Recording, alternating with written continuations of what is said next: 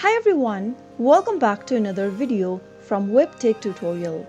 In today's episode, I'm going to be showing you how to log out of Canstar. So let's get started right away. First of all, open a web browser and get to the main home screen of your Canstar account. Type in canstar.com.au and get to the official website.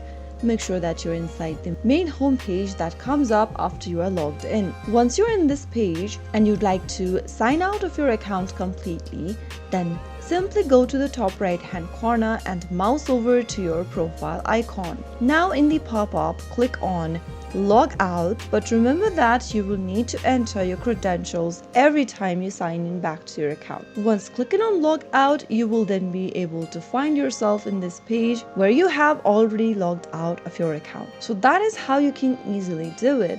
If you found the video to be helpful, go ahead and give us a thumbs up. Don't forget to subscribe to the channel by hitting the subscribe button. Also press on the notification bell icon so that you'll never miss another upcoming upload from us. I will be back again in the next episode. Thank you for watching.